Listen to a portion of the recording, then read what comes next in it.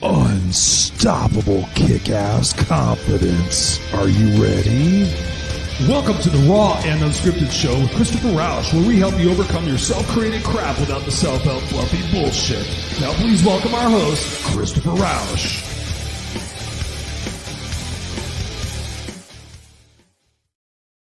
What's going on, ladies and gentlemen, boys and girls? Welcome back to Tuesday night, 7 p.m. Pacific Standard Time, your place for the Raw and Unscripted show, live video cast, live in front of your eyes. We are premiering every single Tuesday night to 7 p.m. Pacific Standard Time, the Raw and Unscripted show, where we bring you raw and unscripted conversations designed to move your confidence, your strategies, your success, your results further every single week. We ask you to come back here every single week and apply one or two strategies from the conversations. And when you think about that, ladies and gentlemen, that compounds on your confidence, that compounds on your courage. You come back here every single week. We've been doing this now for 4 years. We're on episode 255.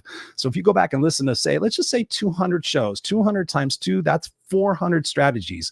Do you think for a second, I want you to just really, let's start this show off with a bang. Do you really think your life would be different if you went back to those 200 episodes, right? And you applied 2 strategies each, that's 400 strategies. Your life would be massively different. So in this conversation tonight, again, I highly encourage you, wherever you're at, if you're driving, take mental notes. And then afterwards, wherever you get to your destination, pull out a pad of paper and write those notes down. Pull out your phone, write those notes down. Make it deliberate, make it intentional. Every single week as you're going through your phone, hey, there was a strategy I learned last week on the Raw and Unscripted show. I'm going to apply it this week. And then watch the results. Watch that compound interest for your courage come up and realize that most of the things that you think are challenging and difficult, they really aren't. You build them up inside your head and you build this big monumental thing that you can't accomplish because you keep telling yourself you can't. On this show, we teach you how to change the way you talk to yourself. We teach you how to have better conversations and in order to have better results. And that's why I'm excited to have you guys here with me tonight. Whether you're live on the video cast or of course, you're listening to us on the audio podcast, we appreciate you. We're in 20-something countries right now. We're a top 10% rated podcast globally. So thank you guys all for that help. Every single week, whether you're tuning in live to the video cast or listening to the podcast, thank you. As always, you can go to rawandunscripted.com. You can find our Facebook right there. You can find all the podcasts right there and sign up wherever it is that you enjoy podcasts. And with that, I'm excited for tonight's conversation because I love it when I meet kick-ass people who are in the same frequency, the same vibe. And unfortunately for this particular individual, it's 2:00 in the morning in England. So let's give her a little bit of peace. Let's give her a little bit of grace. And let's please welcome to the Raw and Unscripted show, Karen Floyd. What's going on, Karen? You rock star. Thank you for joining me at 2:00 in the morning. You're the best. You by far win the prize. You win the prize. 3:00 in the morning is the earliest that anybody's gone up to get on the show. So I appreciate you so much. I'm excited for this conversation. And my first question for you is thinking about what I just opened with and when we talked about previously backstage. What do you want most for people listening to this conversation? What do you want them to walk away knowing in their heart of hearts?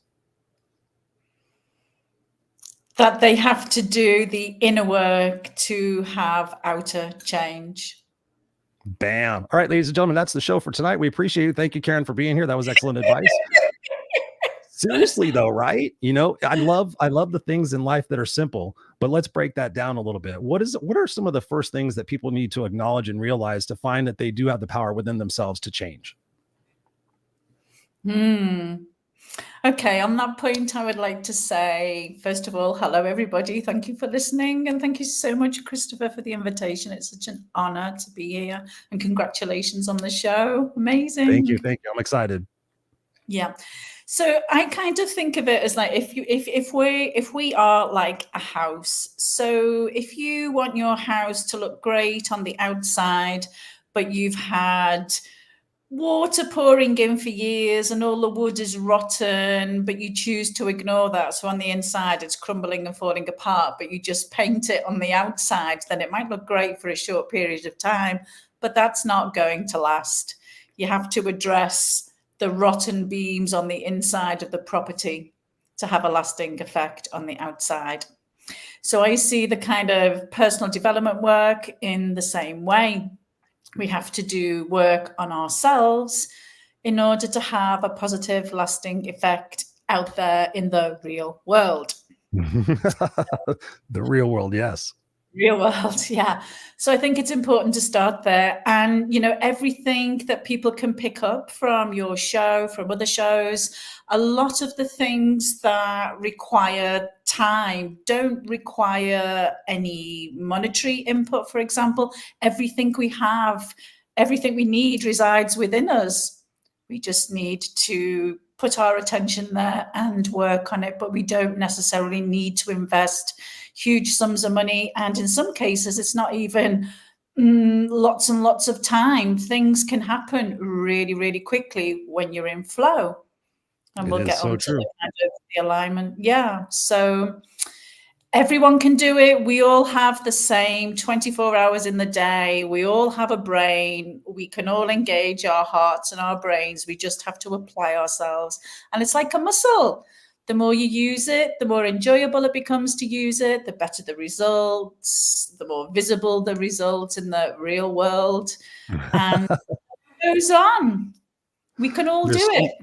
So many questions I have for you, but the first one I want to highlight on what you just said, because we're starting to show off and talking about the simplicity of life, right?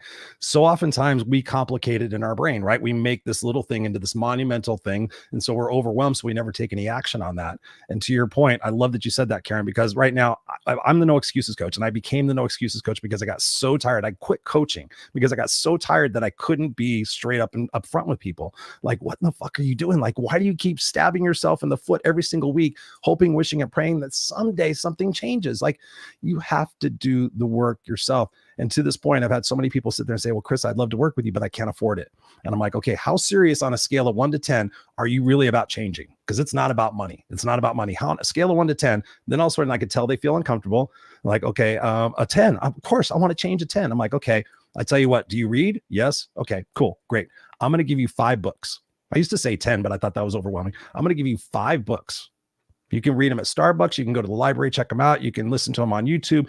You don't have to pay a cent. I'm going to give you 5 books. And those 5 books, out of those 5 books, I want you to do 3 things out of those 5 books. That's 15 things. 15 things that I guarantee you, if you apply and you follow through, you will never need a coach and you will be set for life. Okay, I've probably said that now a couple of hundred times. I've had about 10, 15 people take me up on that, and I've had about 5 people actually do it. They've actually read the 4 agreements, actually read Think and Grow Rich, actually read How to Win Friends, Influence People, so on and so forth. The books depend on who I give it to. So it's so amazing. So my question to you is, if all of the information is right here, obviously we have this, we have the cell phones, we have ChatGPT, the information is right there. All you have to do is just how to get out of financial ruin, how to make my marriage better, how to remember things better, how to, whatever it might be. Why do people not change? I think that depends on everybody. Everybody's individual. But if I think of myself, for example, when I felt stuck and I've known I've needed to make changes, but found it difficult, excuse me, it's usually because familiarity is easy. And so it can feel easier to just stay stuck. Yeah. Taking that first step is like, quitting an addiction, taking the first step to instigate a change. That's often the biggest, scariest step. And I think, this is where coaches actually come into their own. We can all give the same tools to people, but it's actually that the support, the encouragement, the hand-holding of somebody who's been in that situation before and knows what it takes to get out of it, to make that change, to break that addiction, whatever it might be, then, I think coaches play an invaluable role in society when they come into their own in that respect. So I think a lot of times people find it easier to do nothing because, oftentimes it's just easier. But once we start to take those steps to make the change and start to see some light at the end of the tunnel, then that's when it becomes exciting and we feel more motivated to continue. Yes. You get that flow. Momentum creates momentum, emotion in motion, right? We all know that. I highly subscribe to that. I tell people every day, take imperfect action, like fail your way to success. What is it? What's the one thing you can do today? And I can't take credit for this. I give it to the book, The One Thing. What's the one thing you can do today by which doing so will help you blank, have more time, have a better relationship, be nicer to yourself, whatever. What's the one thing I can do today? I can go out and I can go to the gym. I can drink lots of water. I can journal. I can talk to somebody. I can help somebody else have a great day. There's all these things that we can do, but you're right. So oftentimes we stay where it's certain and comfortable. And oftentimes the people that I'm coaching lately are what I call comfortably miserable. They're in a state where they're just good enough and they're so afraid to take that big leap. They're like, okay, I've gotten to this good part in my life, Chris. Everything's comfortable. Everything's safe. I make good money. I have a good house, but I know that I'm meant for more. Right. But yet they stay in that stuck position and they think that someday something else is going to change. They think somebody's going to discover them, but that does take that hard work to go out there and do that. And I can imagine people are listening to us right now going, well, you guys got it all figured out. You guys sound all professional. She's got a nice British accent. She looks all intelligent. But on your website, I read something and I want you to talk about this on your website. And I really don't usually do much research, but you intrigue me. You said on your website under the program section, you said, and the past few years have been the toughest in my life, many ways. So I'd like for you, Karen, to please tell us about that, because that will establish you as the subject matter expert in this conversation, because you, my dear, I know have gone through some challenges and some tribulations. Talk to us about those low times and what lessons you gained from that situation to be the expert that you are today. Yeah, so through my life has always been ups and downs and challenges, etc. The same as everybody else out there. We've all got a story. But then kind of when COVID happened and I lost basically all of my business, and then my mum passed away, then my father passed away, and I don't have any brothers and sisters. I don't have any children. At the time, I was in a foreign country. And then I also came out of a 10-year relationship with my life and business partner.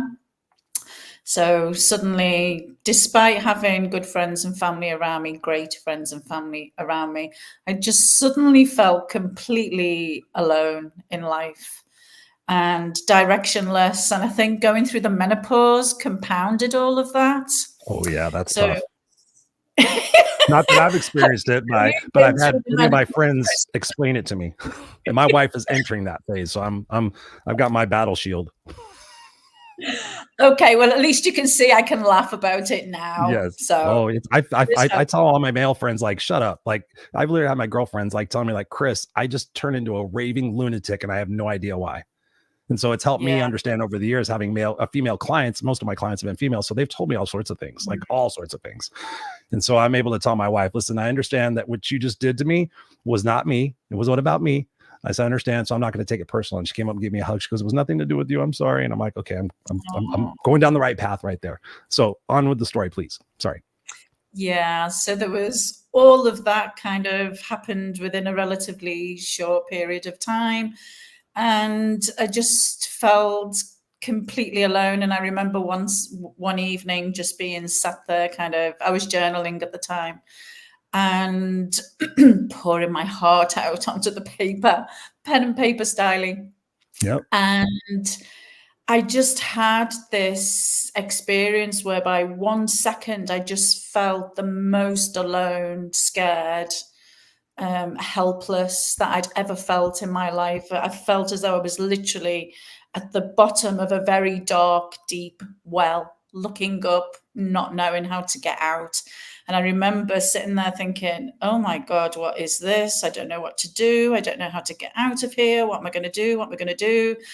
And basically what I did was I visualized myself in a column of sparkly, divine love and light, which I always recommend that people do to give themselves literally a physical boost, but also an energetic boost, like a cleanse, a strengthening and protection. So I just did that very quickly. And then within a split second, I really felt then the most loved I'd ever felt. And I was receiving lots of messages about duality, unity, separation, etc. And I felt all the power of my ancestors behind me, my guides. I could literally feel them in the room with me. And that was so empowering. And then I was like, right, okay, I know what I just need to do. I need to draw from all the decades of personal and spiritual development that I've done and all the global business stuff. And just walk that talk. Yeah, and just bring the best of it together with the best of what, for me, bring the best of it together, put myself through a program and turn my life around that way. So that's what I did. And it worked really well for me, and it's stuff that's worked for me in the past as well. But this time I decided to be far more intentional about restarting in life. Whereas previously I just kind of, fallen into the next thing, landed on my feet, so to speak. But this time I was like, no, I'm in my 50s now. I can't afford to just land on my feet. I need to be more intentional, purposeful. So yeah, I put this program together, put myself through the program, and here I am talking to you about it now. I love it. Thank you for sharing that, Karen, so much. Thank you so much for sharing that, because and when we get vulnerable, I mean, that's when the real connection starts to happen. So people are listening to this right now and hearing you and understanding that so much of what happened during COVID really impacted a lot of people forever. And I've seen it happen the best in people. I've seen it happen in the worst in people. And you got to that point. You got to that. And I've been to those experiences. When you were describing that, I could describe a couple of situations where I got there as well. And you just feel like you're hopeless. You feel like, and then you're having this conversation in your mind. I'm not sure if this was you, but me being a coach for over 20 years, this happened to me back in 2016. That's why I literally tattooed on my arm, "What doesn't kill me only makes me stronger." Because I got to a point where I was so low and I was like, I can't coach anymore. I'm being incongruent. I'm all fucked up. And I mean, I was good, but I wasn't good for me. And so I'm like, let me take a break from this. And because I'm one of those weirdos, and I think you're kind of like the same way, is in a good way, is that we go through those experiences. Like you said, I love what you said. I created a program and I put myself through it. And now I'm able to help other people. That's exactly, people ask me all the time, like, how did you become a coach? Why did you become a coach? I'm like, because I went through a lot of terrible stuff.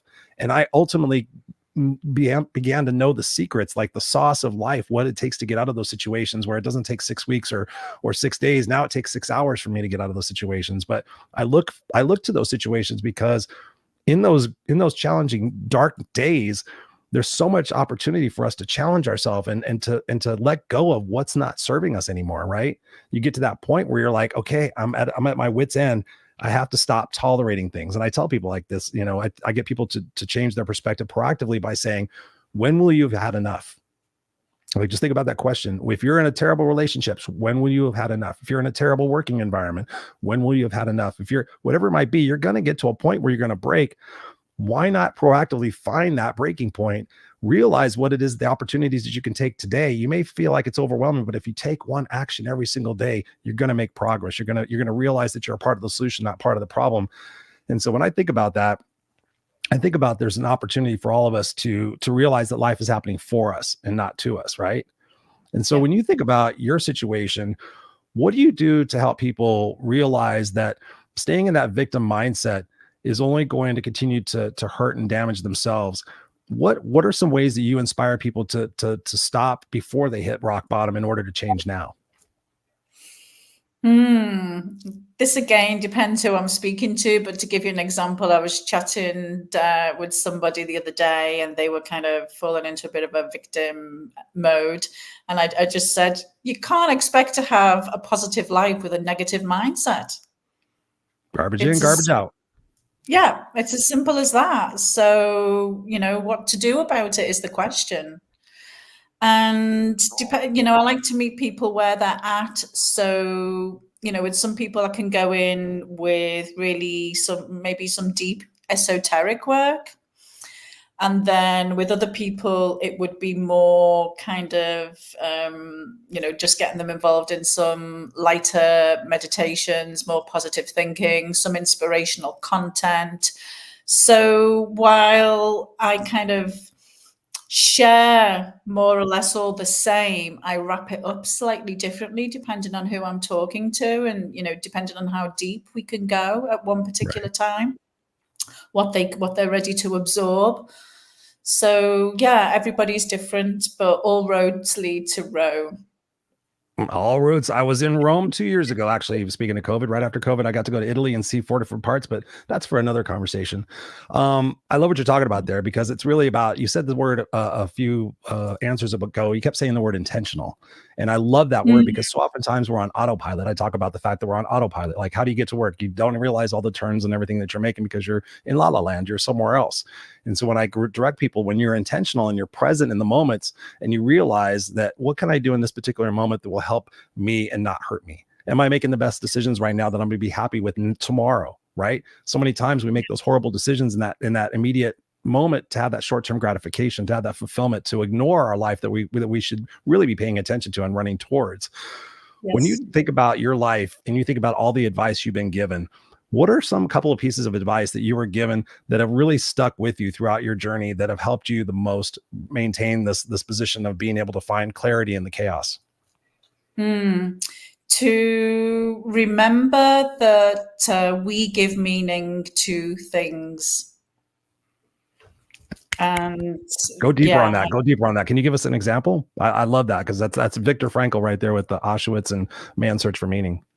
Yeah, great book as well. Yep. And yeah, so if I break it down, it would be in simplified terms, like when something happens, whatever it might be, to ask myself, is this going to matter to me in 5 hours, 5 weeks, 5 months, 5 years, 5 decades, whatever it might be.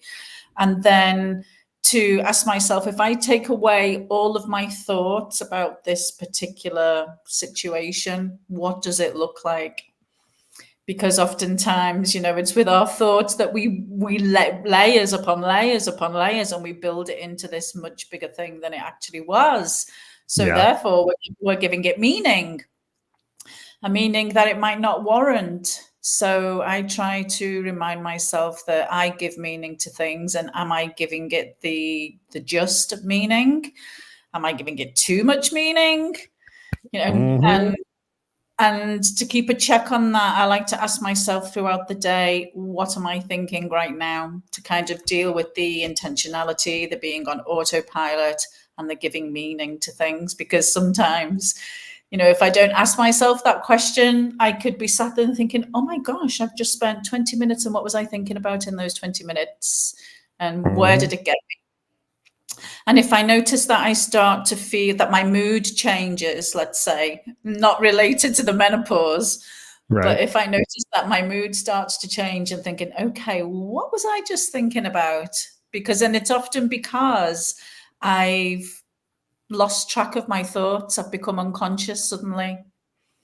And I notice how it shows up. So I like to bring myself back on track. And what am I thinking right now?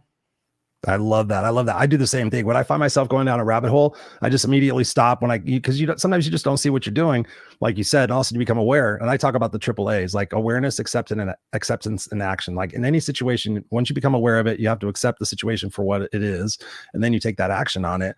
So oftentimes it's the fact of that inaction that breeds that constant, thought process going in our head, like bam, bam, bam, bam, bam, like a shoe in a dryer, bam, bam, bam, bam, bam, bam, bam, and we just leave that shoe in the dryer and we keep pressing start again, like, oh yeah, I'm just going to keep that shoe in the dryer.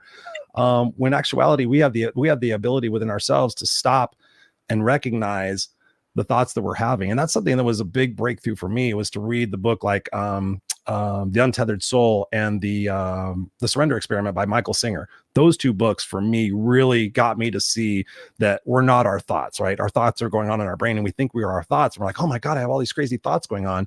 But to your point, like you said, we're so alike. I ask my clients, I'm like, what would it feel like if you just let that go? Like, what would it feel like if you just let go of all the anger and the resentment and all the pissed off and anger and about your parents and how you had a screwed up childhood? What would it feel like just to go? How different would your life be if you didn't have that in your mind?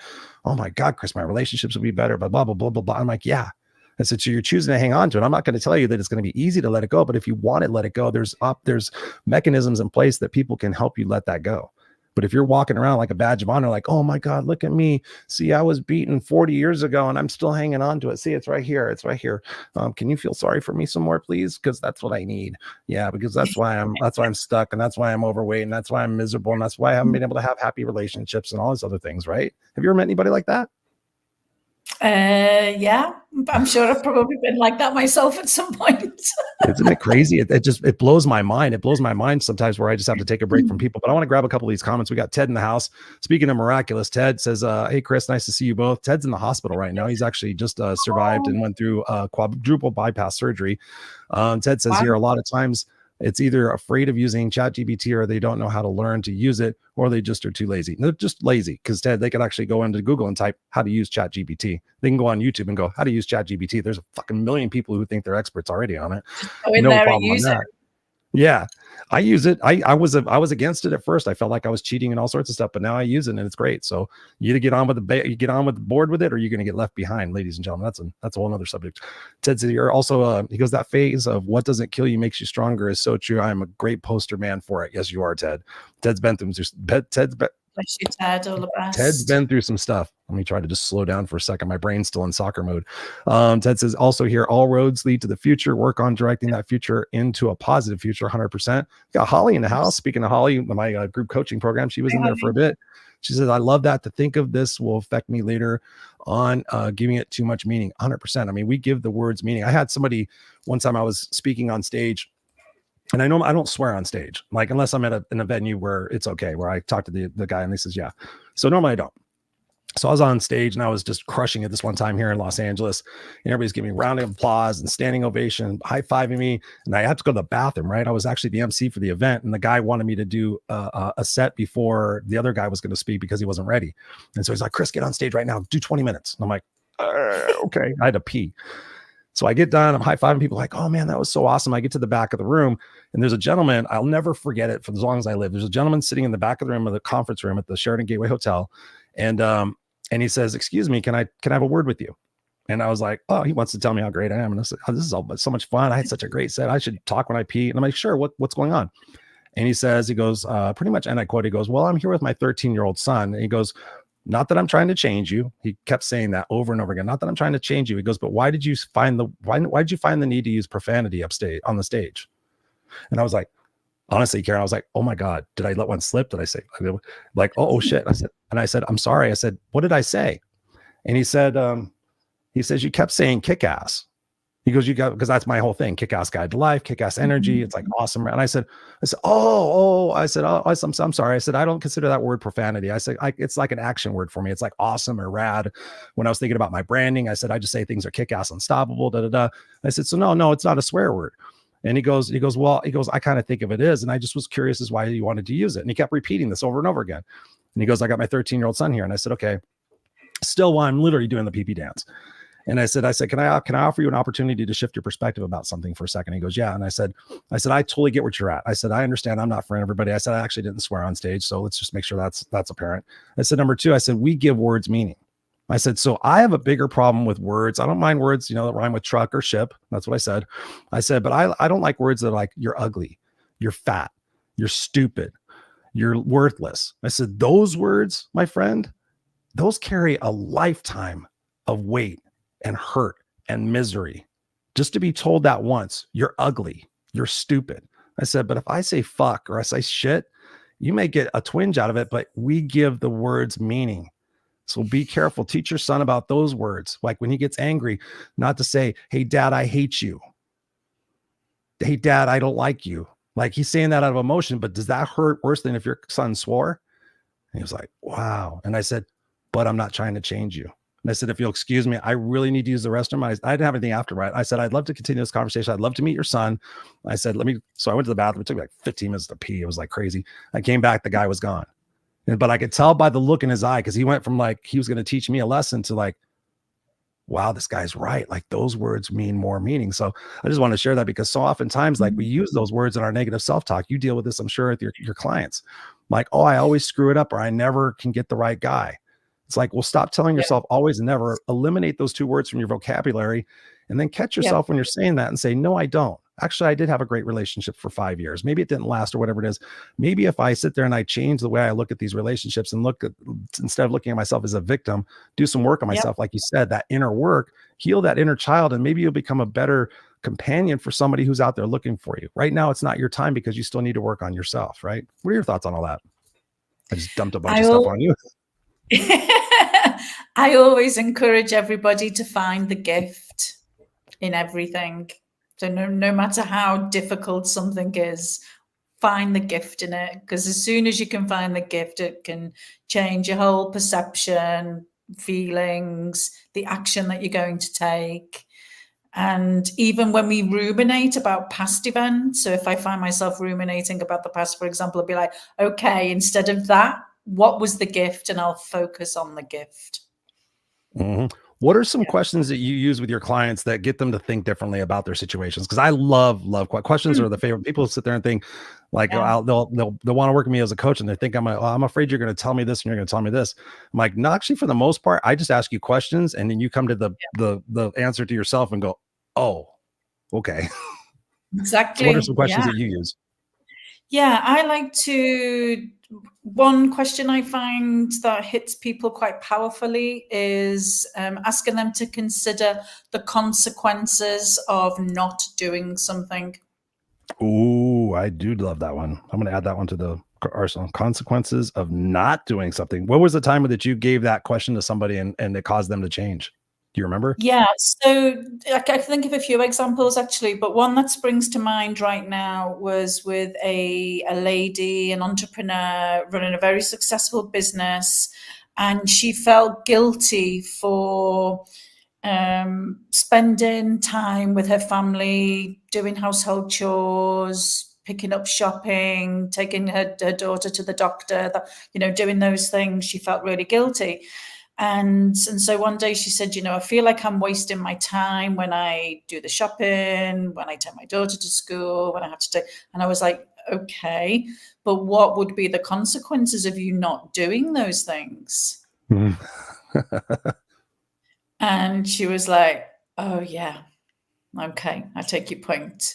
And so then she was able to reframe it very easily and find the joy and the gift in doing those things. Yeah, so I find that question works really well in lots of different scenarios, actually. I love that. I love that. It's funny because we were talking about words when this was probably, I don't know, probably 6 or 7 years ago. Fortunately, my original house has a pool and my house now has a pool. And there was like, it was like a Saturday or Sunday. And I said this, I have to go clean the pool. And I was like, I sound like such a dick. Like, Chris, you were homeless on the streets for 4 years. You dug through dumpsters. You lived in some pretty ugly, nasty situations. You have a pool. You don't have to go clean it. You get to go clean it. And I remember just like, it was on a weekend. I was like, I get to do these things. I don't have to do these things. I choose to do them. If I get to do them, then why can't I look at the joy in getting to do it? God, I get to go outside and get some fresh air. Oh my God, I get to go swimming in the summertime. Oh my God, my kid gets to do this. I can have parties over. I'm blessed to have this. What am I looking at as like, I have to go do this? Like, is this?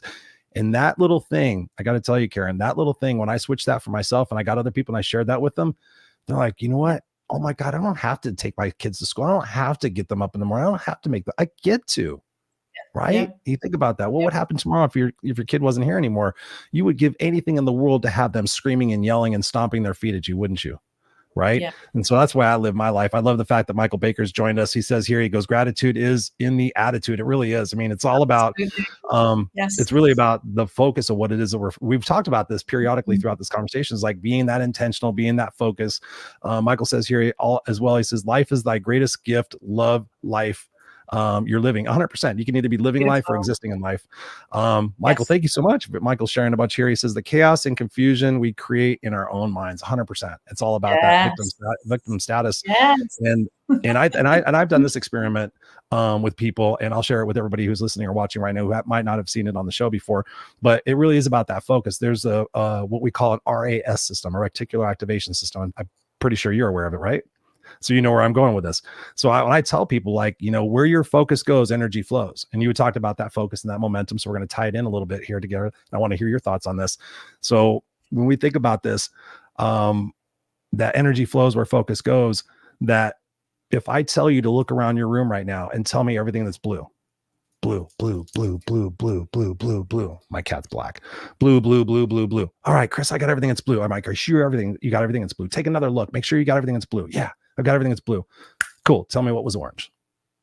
And they're just like, well, no, you told me, look, why are you confusing me? I'm like, no, tell me what was orange. Well, I can't, Chris, because I was looking at what was blue. And I'm like, there you go. You're welcome. I'm your coach.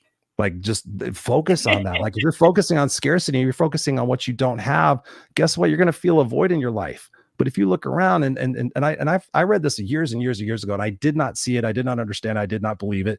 But it said, if you can't be happy with the things you have now, then nothing else is going to change that. I'm like, bullshit. $1 million would change that. A Maserati would change that. But now that I'm older and I've gone through those lessons that we talk about in the hero's journey and whatnot, I'm able to look at that and go, you're damn right. Like I used to think that, oh, I'll be happy this when this, and I have this, and when that happens and stuff like that. It's like, no, I have I'm healthy. My son's healthy. My wife is healthy. I have a beautiful home. I have nice people in my life. I get to make a difference in the world. It's amazing. Sure. Do I have problems and challenges and shit that pisses me off? And yeah, all day, every day. But I sit there and go, wow. I sit there and have a gratitude like, wow, okay, God, you must think I'm really strong. What is it that I'm supposed to be learning from this? And then I tackle it head on and I get over it and I keep going. That's why people say, like, how are you so successful? I'm like, I never stopped and I never gave myself excuses. Yeah. Just literally, if I could go from a 7th grade homeless dropout to getting a master's degree and doing all these things in my life, other people can do it as well. My next question for you is, when you think about people telling you, Karen, I'm doing the best I can, how do you feel about that? When people say that, Karen, I'm doing the best I can, what's your gut reaction?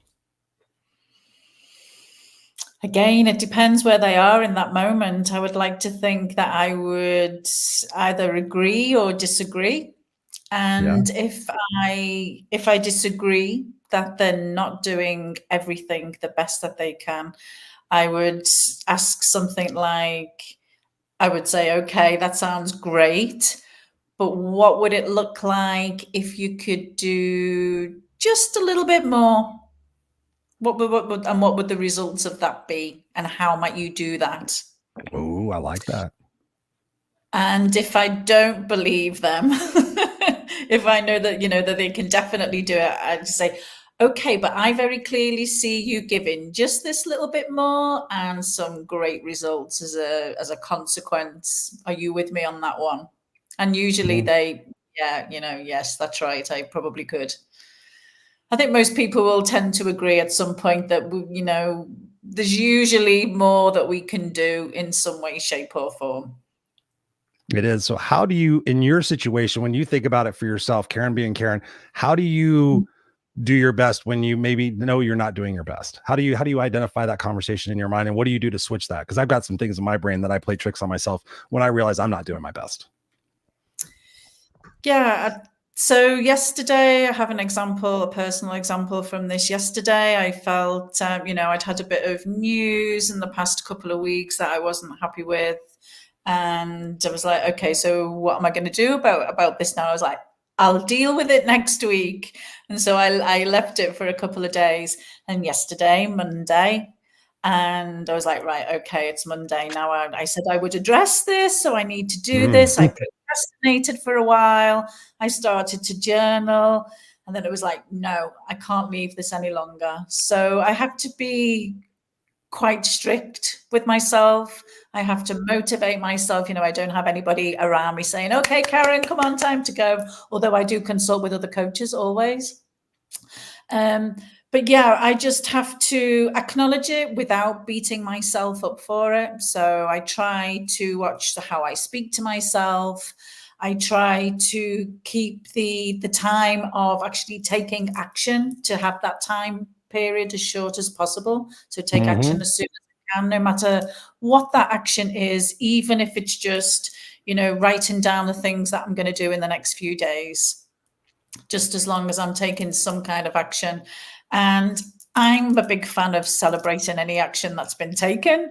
So then I'll find a way to celebrate any action that I've taken. And one other thing, I like to use the imagination a lot. So as part of my visualization exercises, I don't just visualize kind of where I want to get to, the end result, but all the little steps in between. And I find that doing those little steps also in the imagination, when I do the steps in the real world, it's actually far more pleasant and easy than I thought. I love that. So many jumping off points in that, Karen. Thank you for sharing that. You mentioned the word visualize a few times, and I want to stress this point so importantly to everybody listening and watching this, because you and I know this, that the mind doesn't know the difference between real reality and perceived reality, right? Because when I ask people, they're like, what do you mean by that? I'm like, well, have you had a bad dream? Well, yeah. Okay. What happened? Well, I had a dream that I was being chased by gorillas walking backwards and I couldn't yell. Okay. So what happened when you woke up? I was hyperventilating. I was breathing. I was sweating. I was like, it felt like I was running. I'm like, but what were you doing? Like, I was doing nothing. I'm like, your brain is so smart. Your brain is so powerful. It wrote a movie in your brain and your body went, okay. Your body just went, all right, we're laying in bed, we're sound asleep. It's 2:00 in the morning, but your body went, all right, let's follow this movie. That same thing happens in your life, ladies and gentlemen. Your life is a movie screen. When you visualize and you sit there and proactively see what you're going to do. I tell people this all the time. It's like, when you're in a tough situation, like I got to talk to my wife, I got to talk to my boss, I got to talk to my coworker. Do that in your mind like 7 or 10 times constantly, and see that conversation going really well and going, wow, and think to yourself like, wow, I'm so glad I talked about this. This is great. This is going perfect. I wish I would have done this sooner. And then also visualize yourself seeing your boss or your coworker getting upset, like, because you probably think they're going to get upset. And then most likely, what would you do? You would get upset, and then you would have a defensive situation going on that would get you nowhere. So what I want you to do when you're visualizing, I want you to see yourself like, okay, this is not going the way I planned. There's one of two things I can do. I can continue to go and see if I can straighten this out, or I can say, you know what? I can see that this is a very complex situation. Perhaps I'm going to leave this with you to think about this part right now, and let's both think on about it and come back at it a couple of days. What do you think about that? So you can diffuse the situation proactively in your mind, so that when you get in that situation, you're going to be like, oh, I've already been here before. Okay, it's going bad. Okay, this is what I'm going to do. I'm not going to sit there and react and go, you motherfucker. I'm going to sit there and go, you know what? I can see this is a very complex situation for you. Da da da da. And if that person at that point goes, wow, you know what? That's really observant of you. Thank you. You know what? No, I don't need time to think about it. You know what? People will change their minds, but running that script in your brain proactively. I do that every single morning. I see myself walking out on stage in front of 10,000 people. I hear AC/DC Highway to Hell, and everybody's going, yeah. And I can see behind me, it says Raw and Unscripted. And I'm walking out in front of 10,000 people, and we're ready to rock the day. And I can just see that. I can feel it. I can smell the air. I can feel the wind blowing on me. I can see everybody. I can see faces, and everybody's like, yeah, all right, we're here to do this. And so I just visualize that. Whether it happens next week or it happens 6 years from now, when I get on stage, I'm going to be like, it was all worth it. It may take time, but it's all worth it. What do you say to people who want that immediate gratification? So oftentimes they're like Chris, it's going to take so long, and it's going to be so hard, and it's going to take forever, and all those things. What are your thoughts, and how do you answer those statements when people say that to you? I emphasize that it's not just about the destination. It's about enjoying the journey. Amen. And as one of the listeners so rightly said, attitude is everything. And, energy, attitude, it travels before us. So the attitude with which we face things and approach things is hugely influential in terms of how we're going to enjoy the process. Yep. So I always encourage people to ask themselves, how am I approaching this? Just to check in on the attitude in case we need to tweak the attitude. So, I think we can find enjoyment in everything from making a cup of tea through to visualization, through to doing the shopping, the laundry, whatever it might be. It just depends on how we're approaching it. So I encourage people to think about it in that way and to enjoy the process and the journey. It's true. It's so true. I mean, that's one thing that I've been very deliberate and intentional. Those are two words I like to use. In the last probably about 6 or 7 years, I left my corporate position back in 2019. I was very successful as a director of operations for corporate. I was in leadership. I was all that good stuff. And then I left that in November 2019. And I think about the fact that we get, this opportunity, like we were talking about before, to do our best. And I think about when I'm doing my best, what do I feel when I go to bed at night? And this is something I recently adopted. And I've always go to bed at night thinking about what I'm grateful for. So when I wake up in the morning, before my eyes even open, just to share this with you and the listeners, I say what I'm grateful for. I set my intentions. I say my I am statements, and then I do my visualization. And I usually do that all in under 5 minutes. And I really just kind of set the day. I don't look at my phone. I don't watch the news. I get up and I sit there and I'm like, oh, wow, I get to go get my son up. This is going to be so much fun. I would get to spend some time with him. And I start my day in a really positive way. Even if I wake up sometimes and I wake up with anxiety, sometimes I wake up and I don't have no idea, but I just set that reset button real quick, and I be intentional with that, so that when I go to bed at night, when I think about doing my best, because I had that situation come up many years ago, and I was putting my keys up on my dresser, and I did the best I could. And then I thought about it, Karen. I was like, that wasn't your best, Chris. That's bullshit. And so for me, I was like, okay, where did that statement come from? Why did I just say I did the best I could? Why? Drill. Root. Let's find the root, not the symptom. Let's find the root. Like, oh, when we're kids. Karen, did you do your best? Yes, Miss Carol, I did. Okay, we'll do better next time. That's all we hear. Did you do your Yeah. best? Yeah, I did. Okay, do better next time. Nobody qualifies what our best is. Nobody talks about blood, sweat, and tears. Nobody talks about pushing yourself Yes. outside of your comfort zone, right? There's some, I give my clients some qualifiers to say whether or not you did your best today. Did you get out of your comfort zone? Yes or no? I give them a little list of things that they can do. The other thing I've recently done with people is my word for this year. I always do a word for the year. Do you do a word for the year? No. Okay. So my word for the year is pride. And I realized that I have not been taking the best pride in myself in the last couple of years. Like with COVID, I got lazy. I didn't go to the gym as much. I used to go to the gym 6 days a week. I had to go to the gym. Otherwise my mental health would suffer. That was point blank. But I've gotten lazier, and now I'm 55 and I'm older. And I'm like, do I really need to have the chiseled abs? I mean, I got a dad bod now. It's all right. I'm still in good shape. I'm still rocking it. But I realized that I wasn't taking as much pride in myself. And I asked myself, okay, is there a ripple effect from that? It's one thing for me, kind of like yourself. I mean, I don't need to work out 6 days a week. I'm healthy. But then I'm like, what's the ripple effect like that? I'm like, what else have I not taken care of?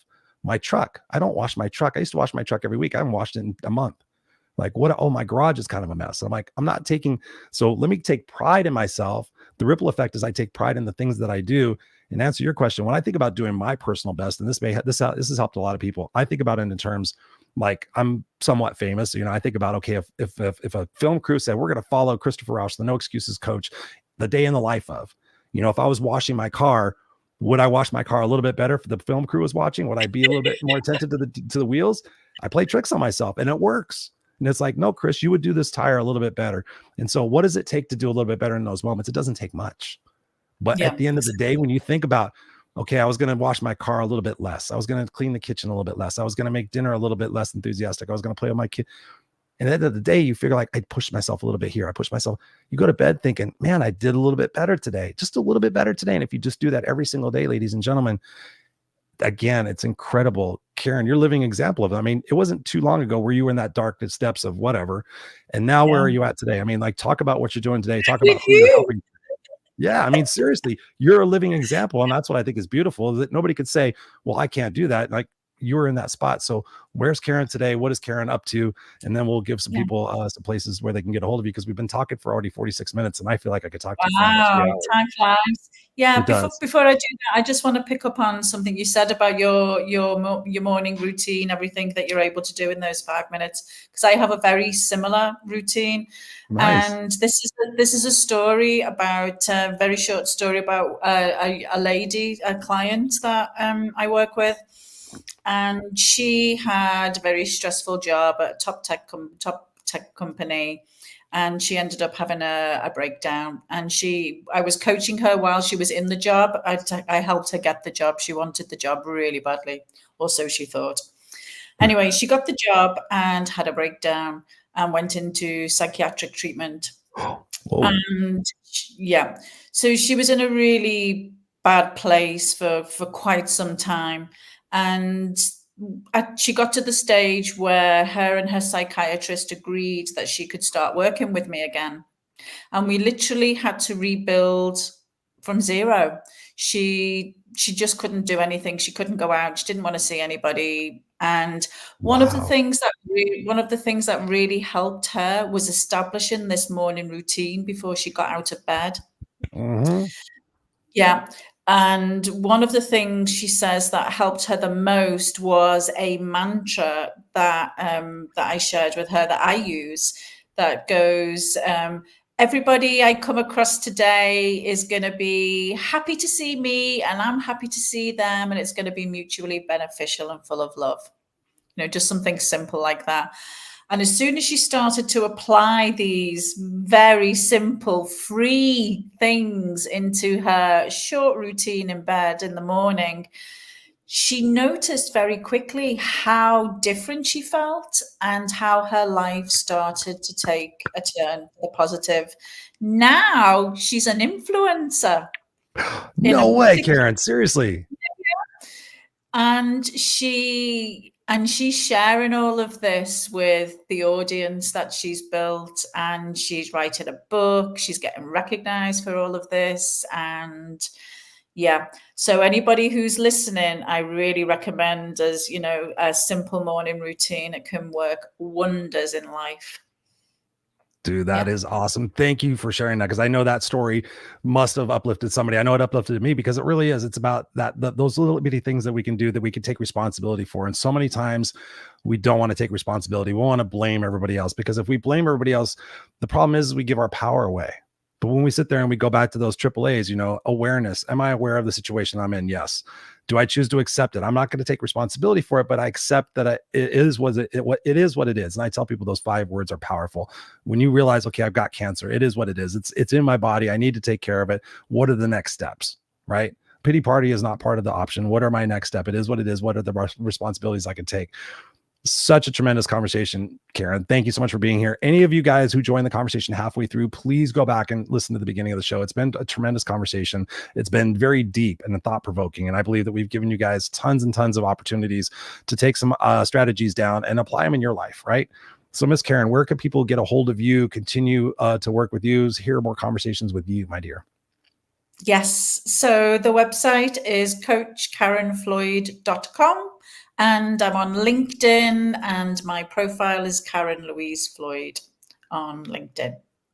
Gotcha. And how do we spell the last name Floyd? Just for people who are listening, maybe even Pink Floyd, like the group. So Floyd.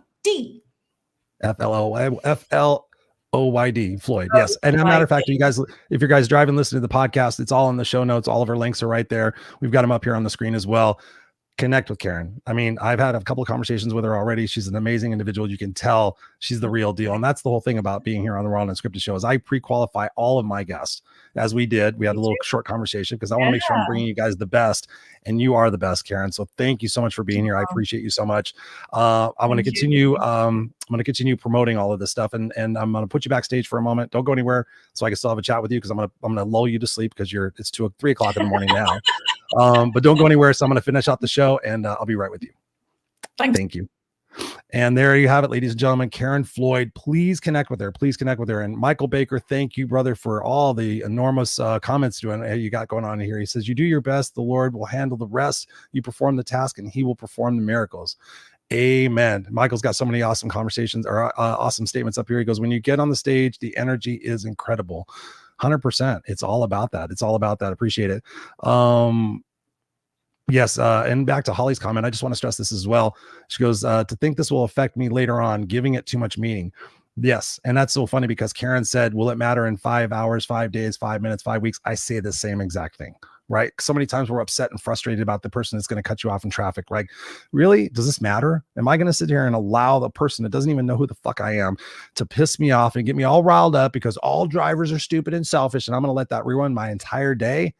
That isn't that driver. That's you, motherfucker. That's you choosing to be pissed off. That's you being all wrecked and bent because somebody cut you off. Stop taking shit personal, ladies and gentlemen. There's a book out there called The 4 Agreements. The 4 Agreements. It says in there, stop taking things personally. There are 4 agreements in that book. I read that book probably once a year. When you take those 4 agreements in and of themselves, out of everything else that's written in the world, and you just do those 4 agreements, it's pretty incredible what it is that you can accomplish. So tonight we have talked about so many things. We talked about visualization, the power of visualization, seeing where it is you're going, who it is that you're becoming. When you think about those questions, when you're in the moment, right? We talked about those moments where you want to escape your life and you want to go to that short-term gratification. Here's a question that I invite you to ask yourself. Will I be happy with this tomorrow? Will I be happy with this decision tomorrow? Will I be happy with this choice tomorrow? You're about to throw 5 pieces of pizza in your face. Could you possibly have a homemade pizza that's healthy for you, that's got some low fat or fat-free cheese and all these different things? Will I be happy with this decision tomorrow? You're about to take a drink. You've been sober for 6 weeks. Am I going to be happy with this decision tomorrow? You're on a strap budget. You're about to spend some money on something you don't need. Am I going to be happy with this decision tomorrow? You're about to blow up at your kid for something they did again. Could you possibly stop and think maybe that's not going to do the right thing, and you could slow down, right? Think about your actions. Be deliberate. Be intentional. That's what we've talked about here on the show. Be intentional. So many of us are on autopilot, and we're hoping and wishing and praying that someday something's going to change. The thing that's got to change, like she said, all throughout this conversation, is we have to do that inner work. So I'll leave you with this. I want you to leave you with another powerful exercise to think about. Think about the person that you love the most in this world. Get that person in your head, like visualize them in your head, and think to yourself why you love that person, why that person is the most important person to you in the world. Ask yourself, or answer this question on a scale of 1 to 10, 10 being absolute. What would you do for that person? Would you take a bullet for that person? right? I think about in terms of people. My son is that person. Would I take a bullet for him? Fuck yeah. Would I do anything for him? Yes. On a scale of 1 to 10, a 10. So here's where things get interesting, ladies and gentlemen. This is what I want you to really think about and ponder. And I want you to reach out to me because I do have a group accountability coaching program that is ongoing. You come in anytime you want. You can leave anytime you want. It's monthly. It's ongoing. You get held accountable. I do 2 Zooms a month. It's insanely affordable. It's crazy. But when you start sitting there taking a step back and you start looking at your life in a different perspective and you get people to challenge you on what it is that you're doing and you're saying and you're thinking, it's pretty incredible what can change in your life. And that starts with you. It starts with that decision to decide and just no longer tolerate what it is that you're tolerating. So sit there and ask yourself, again, like we said in the broadcast, when will I have had enough, right? Will I be happy with this decision tomorrow? What steps can you take? Because if you're doing this alone and you're trying to make it and you're trying to fake it until you make it, you're going to be sadly disappointed, because at the end of the day, when you think about your life, when you get to the end of your life, you're going to get to be able to look back on your life and be like, wow, I took so many chances. I took so many risks. I fought for what was right and what was fair. I risked for which that mattered. I went out there and I made the earth a better place. I took those chances. Sure, I screwed up and I got dinged up, but I'm glad I did it. I'm glad I'm ending my life this way. I'm proud of what it is that I'm doing, and I did. Versus, I regret the chances I didn't take. I regret the risks I didn't take. I regret the fact that I was scared my entire life. I regret the fact that I was always worried about everybody else and what their opinions and decisions were of me. I regret. There's a book out there called The 5 Regrets of the Dying. Read that book. So read the 4 agreements, read the 5 regrets of the dying. There you go. You got 9 things. I guarantee you will not be the same person if you read those books and you apply what's in them. Period. End of story. There you go. You're welcome. Ladies and gentlemen, this is the Raw and Unscripted Show. We're here every single week, 7 p.m. Pacific Standard Time, not Monday through Friday. We're on every Tuesday night. I was thinking about something else. But we will be back here again next week. Thank you so much, everybody who has been here. If you don't know it, please go check out noexcusescoach.com. If you want to check out the group accountability coaching program, it's in there. If you want to check out the fact that my memoir is coming out, you can go in there and check it out. It's called It's Just You and Me, Kid. If you want to check that out, you can go to itsjustyouandmekid.com. Go out there, check the stuff out. I'm here to serve. I'm here to make your life better. And I appreciate each and every one of you listening and watching and sharing this program if it made an impact in you. And go out there, be the best possible person you can be. I love and appreciate each and every one of you. Go out there, be kick-ass, unstoppable, live a no excuses life.